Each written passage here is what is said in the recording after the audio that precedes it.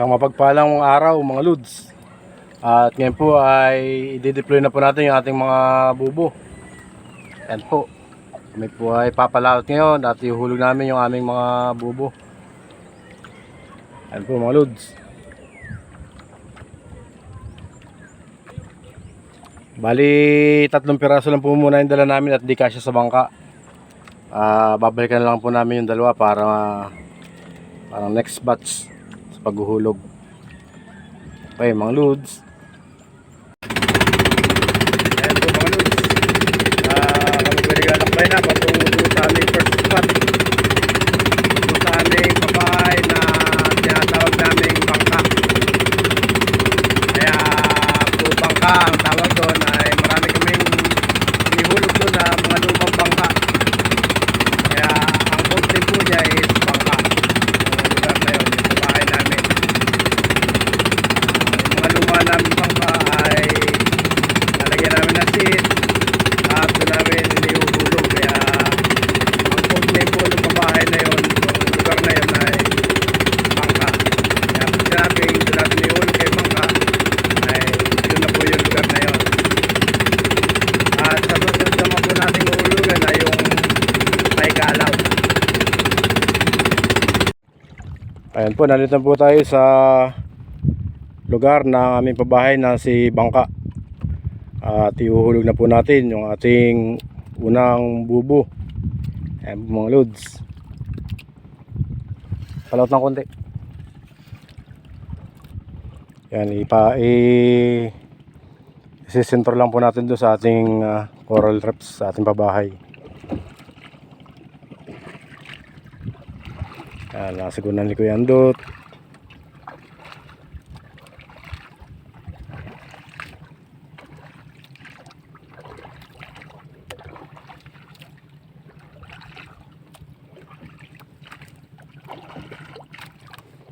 Palaut lang dito kuya. Medyo mababa po sa tanda, sa marker. Ang marker po kasi namin ito ay tower ng Apocor at saka ng yung mga bundok.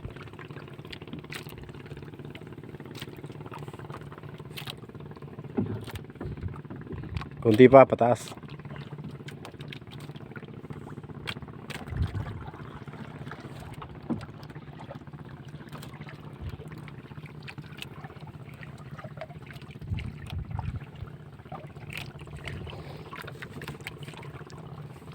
Kaliwa.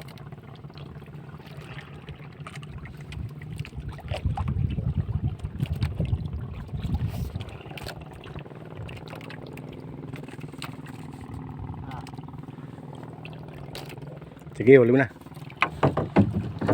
Ayan po, ihuhulog na po yung isang bubo. So mga lods.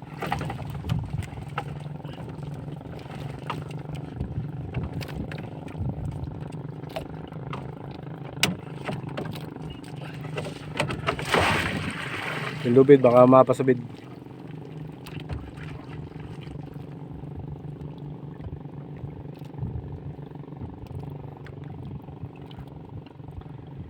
Ayan po mga lods. Bubos away. Ang susunod po natin ay kay Kalaw.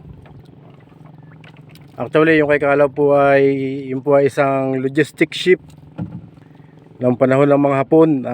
Tinawag po siyang Kalaw kasi yung nakadiscover po sa kanya doon sa lugar na yun ay si Mang Kalaw. Kaya tinawag na po siyang Kalaw. Pabahay ni Kalaw ang tawag doon. Matagal na pong panahon patay na si Kalaw. Na-discover ng aking tatay. Kaya hinuhulugan po namin ng bubo. Pinangingisdaan po namin.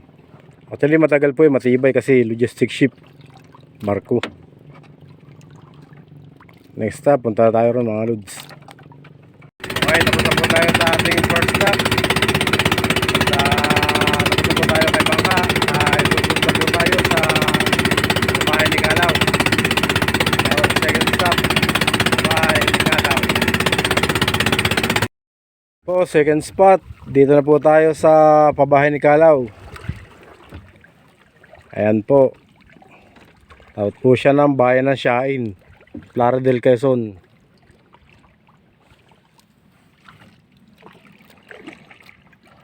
Yan, itatapat lang po natin siya doon sa marker para sentro po yung kanyang paghuhulugan. Sana makahuli tayo ng marami mga lods. Bibigyan ko kayo pag kami nakahuli ng marami.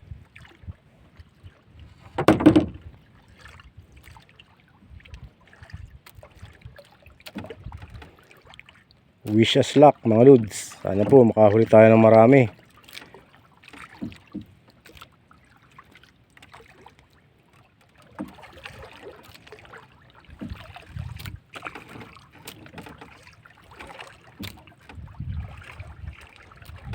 Yan po, i-redirect lang natin si Vendot para alam niya yung paghuhulugan namin.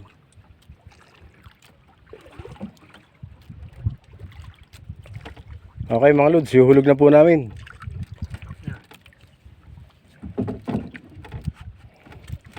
Yan po, bubos away. Yuhulog na po. Hop, nasilo isa. Sige, okay na.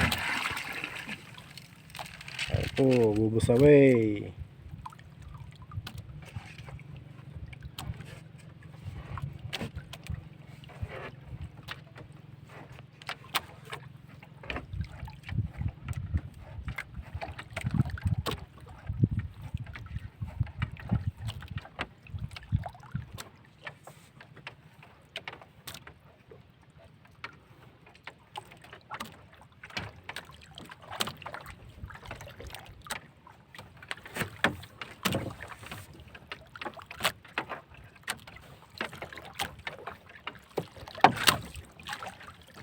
Ang susunod naman po natin ay dun sa unahan ng Shain, kasunod na pabahay. Okay mga lods, nandito na po tayo sa pangatlong spot na aming hulugan. Check lang po natin yung ating marker kung sentro na po tayo o hindi pa. Medyo mababa po tayo, lalaut-laut po tayo ng konti.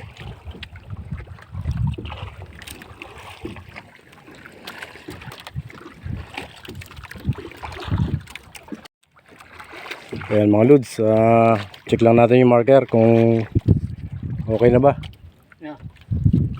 Okay po mga lods, ihuhulog na po natin yung ating pangatlo. Bubos away. Ako, hulog na.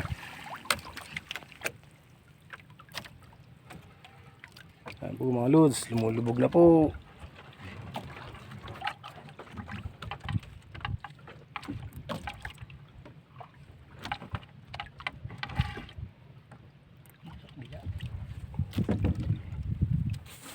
Ayan po mga lods, pailalim na po yung ating pangatlong bubo.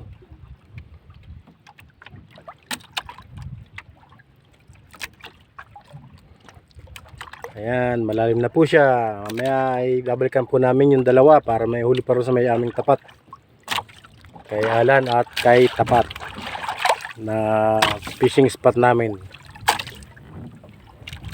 Sa ating pang-apat na spot, yan po, sinisentro lang po natin. Ito kaya, banda-banda mo rito. Hindi yan, baka shine. Yan po mga lods. Sige, hulog. Hulog pa isang buwan. Iya mo na.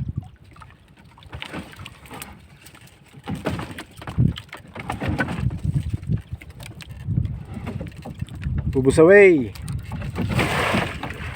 Check may lubid, baka napasabit.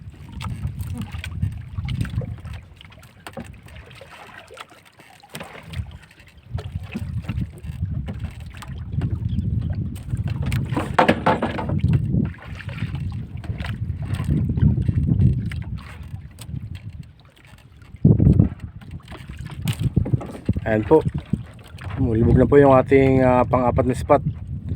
Susunod na po ay doon na tayo kay Alan sa ating panlimang spot na huhulugan.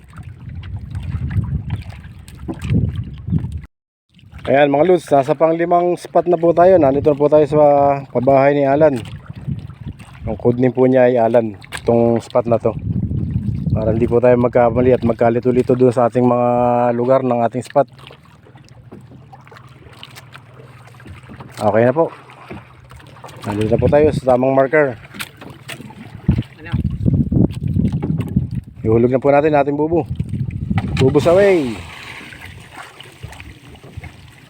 Ayan, nahulog na. Lumubog na po ang ating bubo. Ayan po, yan po lang para sa araw na to mga lods. Tayo po ay uuwi na pagkatapos ito at tayo po ay uli magkita-kita sa Lunes. Sa Lunes po namin sila papandawin. Tingnan natin po kung may mga huling isda ang ating mga hinulog na bubo. Kung sila ay mananatiling bubo o sila ay magiging matalino. Okay mga lods, see you on Monday. A few moments later. Mga guys, ang dami pong huli no, aming unang bubong binatak. Uwi nila. Yan po mga guys, oh, mga maya-maya. Ayan mga guys, ang dami. Ayan po mga guys, yung mga huli, oh. Ang dami, maya-maya. Oh, kakatawa, ang dami nila. Ayan mga guys, sobrang daming huli. Meron pa pong 4 kaming babatakin. Ayan po mga guys. Guys, so fresh na fresh ang mga maya-maya. Inihulog na po uli namin dito yung aming bubo. Ayan po, ang dami. Fresh na fresh po yan. Oh. Ang daming maya-maya. Oh, mga galaw-galaw pa po. Mga guys, third spot na po tayo. Hindi ko na po pinakita yung second bubo at walang huli. Dito na po tayo sa third spot. Tingnan natin po kung may huli mga guys. Ayan po mga guys, oh. Kapag marami pong huli,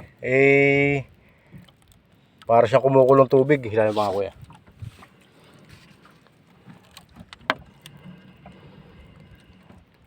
Ayan mga guys, oh.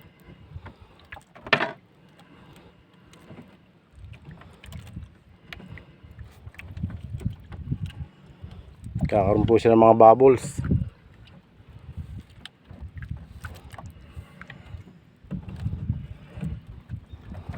Ito po yung aming third spot. Yung first spot po ay walang huli kanina eh. Ay yung second spot walang huli. Ito po yung third spot. Mukhang marami rin pong laman.